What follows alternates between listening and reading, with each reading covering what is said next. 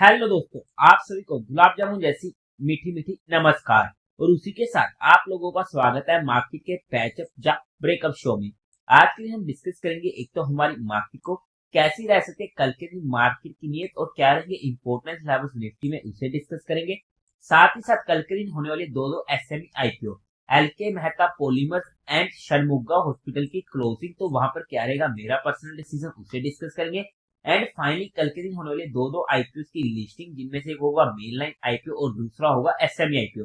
तो वहां पर क्या रहेगी लिस्टिंग स्ट्रेटेजी, उस पॉइंट को भी स्टडी करेंगे एंड सभी आईपीओ का हम ग्रे मार्केट प्राइस भी देख लेंगे। तो अभी से इस वीडियो को लाइक एंड चैनल को सब्सक्राइब कर दीजिएगा। अगर हम सबसे पहले फ्राइडे के दिन का एफआईए और डीआई डाटा की बात करते तो वहां पर डीआई ने 4363 करोड़ की बाइंग करी है, बट वहीं पर एफआई ने फिर से 4300 करोड़ की सेलिंग करी है। नेट में फिगर फ्लैट्स है, बट एफआईएस की रेगुलरली सेलिंग हमारे लिए दिक्कत वाला पॉइंट बनी हुई है।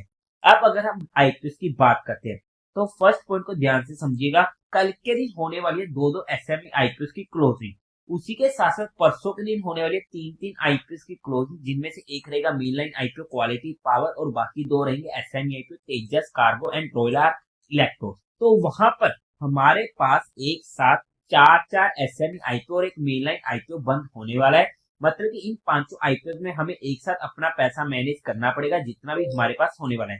कहना क्या चाहता हूँ कि लेट्स से कि हमने कल के दिन एलके मेहता पॉलीमर में सारा का सारा पैसा लगा दिया और हमारे पास और पैसा नहीं है, और वहां पर परसों के दिन हमें किसी आईपीओ को स्टडी करने या किसी आईपीओ में पैसा लगाने, जैसे क्वालिटी पावर में, तो वहां पर अगर हमारे पास पैसा नहीं होगा तो हम उस आईपीओ को अप्लाई नहीं कर पाएंगे।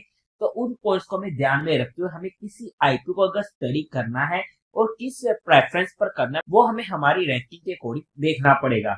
उसी के साथ साथ जो भी हमने हेक्सावेयर टेक्नोलॉजी या फिर मैक्सफोर्ड एनर्जी वोलर कार एंड पीएस राष्ट्रीय में अगर हमने पैसा लगाया है, तो वो पैसा हमारा फ्री हो जाएगा परसों वाले आईपीओ के लिए, यानी कि quality power, Tejas cargo and royal Arc electrodes के लिए, जहां पर हम उस पैसे को यूज कर सकते हैं इन आईपीओ में।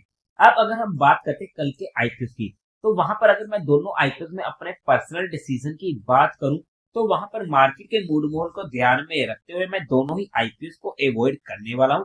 मैं वहां पर किसी भी आईपीओ को स्टडी नहीं करूंगा जब तक मार्केट का मूड माहौल नहीं सुधरता है, स्पेशली एसएमई आईपीओ में। बट ये मेरा पर्सनल डिसीजन था जो मैंने आप लोगों के साथ एजुकेशन पर्पज डिस्कस किया है। आप लोगों का क्या रहने वाला है इन आईपीओ में, एक्शन कमेंट सेक्शन में बता दीजिएगा। अब अगर हम बात कर लेते हैं एक बार सभी आईपीएस के जीएमपी की, तो क्वालिटी पावर का 1% का, एलके मेहता का 14% का, षणमुगा हॉस्पिटल का 5% का, वोलर कार का 5.56% का, Hexaware technologies 0.14%, PS Rashtriya 0%, Ajax engineering 0%, Maxvolt energy 0%, Royal Arc electrodes 0%, Tejas cargo 0%, और उसी के साथ साथ चंदन हेल्थ के उसका भी 0% का देखने को मिलने वाला है। और कल के दिन होने वाली है अजैक्स इंजीनियरिंग और चंदन हेल्थ केयर आईपीओ की लिस्टिंग।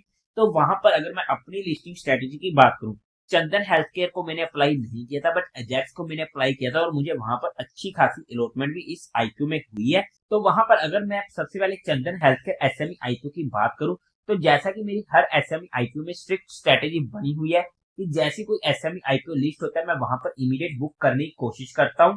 प्री ऑर्डर में अपना ऑर्डर डालकर मैं वहां से निकल जाता हूँ, क्योंकि मेरा माइंडसेट होता है सिर्फ और सिर्फ लिस्टिंग गेन लेने का। मिलता है तब भी ठीक है, नहीं मिलता है तब भी ठीक है, बट मैं एक बार के लिए वहां से एग्जिट हो जाता हूँ। क्योंकि हमें एसएमई आईपीओ में सर्किट देखने को मिल जाते हैं, अपर सर्किट या लोअर सर्किट। क्या लगना कंफर्म है? कोई कंफर्म नहीं है। अगर लगता है तो कौन सा लगेगा, किसी को भी नहीं मालूम, वो सिर्फ मार्केट को मालूम है। हम सिर्फ तुक्का लगा सकते हैं अपर सर्किट लग जाए या लोअर सर्किट लग जाए, और जो हमने तुक्का लगाया अगर वो लग गया तो तीर हो गया, अदरवाइज वो तुक्का तुक्का ही रह जाता है। तो ऐसे में अगर अपर सर्किट लगता है फिर तो हमें मजे ही मजे आते हैं, बट अगर बाय चांस लोअर सर्किट लग जाए फिर हमें दिक्कतें होनी शुरू हो जाती है और हमारा एग्जिट भी नहीं हो पाता जब तक वो सर्किट खुलता नहीं है। तो इस वजह से मैं इस सर्किट के चक्कर में नहीं पड़ता हूँ और वहां पर इमीडिएट बुक करने की कोशिश करता हूँ। ये मेरी हर एसएमई आईपीओ में लिस्टिंग स्ट्रेटेजी बनी हुई है। अब अगर हम बात करते हैं अजैक्स इंजीनियरिंग आईपीओ की, तो इसमें अगर मैं अपने पर्सनल लिस्टिंग स्ट्रेटेजी की बात करूं तो फिर से सेम स्ट्रेटेजी रहने वाली है कि जैसे ये आईपीओ लिस्ट होता है मैं वहां पर इमीडिएट बुक करने की कोशिश करूंगा, चाहे मुझे वहां पर लिस्टिंग एंड मिलता है या नहीं मिलता है। मुझे ये आईपीओ पर्सनली अच्छा लग रहा था जिसकी वजह से मैंने अप्लाई किया था, बट हाँ मेरा माइंडसेट था सिर्फ और सिर्फ लिस्टिंग एंड लेने का। अब वो मिलता है नहीं मिलता वो मार्केट की मर्जी है, बट अगर एक अच्छा लिस्टिंग रेट हमें वहां पर देखने को मिल जाता है तो वहां पर हो सकता है कि मैं 50% क्वांटिटी को इमीडिएट बुक करके बाकी रिमेनिंग 50% क्वांटिटी को पहले 15 मिनट के लो पर ट्रेड करने की कोशिश करूं। अदरवाइज मैं अपना पूरा का पूरा माल बुक कर लूंगा। यही मेरी इसमें लिस्टिंग स्ट्रेटेजी होने वाली है। देखना पड़ेगा किस तरीके से वहां पर हमें इसकी लिस्टिंग होती हुई देखने को मिलने वाली है। बट जहां पर मैंने अपनी लिस्टिंग स्ट्रेटेजी बताई है मेरे रिस्क फैक्टर के अकॉर्डिंग, आप लोग अपने रिस्क फैक्टर को ध्यान में रखते हुए अपने फाइनेंशियल एडवाइजर से पूछकर ही कोई एक्शन लीजिएगा। अब अगर हम हमारी मार्केट की बात करते हैं तो उससे पहले आप लोगों को म्यूचुअल फंड में या इंश्योरेंस सेगमेंट में किसी भी तरीके कोई भी हेल्पलाइन की जरूरत है, या आप लोग चाहते हैं कि being a mutual fund distributor हम आपका पैसा मैनेज करने में आपकी हेल्प करें, तो आपको डिस्क्रिप्शन में मेरा फोन नंबर मिल जाएगा, आप मुझसे कांटेक्ट कर सकते हैं। अब अगर हम हमारी मार्केट की बात करते हैं, हमारी सिंपली डिस्कशन हुई थी कि ये वाला लेवल हमारे लिए अभी भी मेजर सपोर्ट वाला लेवल होने वाला है, और वहीं से हमें बाउंस भी देखने को मिला और यही था हमारा रेजिस्टेंस लेवल, और वहां से हमें रिवर्सल भी देखने को मिल चुका है। अब सिंपली हमारे लिए कल के दिन 23,000 हमारे लिए इमीडिएट रेजिस्टेंस वाला लेवल होने वाला है। इसके ऊपर जाते तो वहां पर हमें 100 से 200 पॉइंट की मूव देखने को मिल सकती है। सिमिलरली नीचे की साइड अब ये हमारे लिए वीक सपोर्ट का काम करेगी 22,800 का लेवल। अगर इस लेवल को कट करके नीचे को जाते तो वहां पर हमारे पास नीचे की साइड भी 300 पॉइंट तक की मूव देखने को मिल सकती है। मेजर रेजिस्टेंस अब हमारे लिए रहने वाला है 23,250 का लेवल, जहां पर ये मेजर हर्डल हमारे लिए इमीडिएट पर्सपेक्टिव होने वाला है।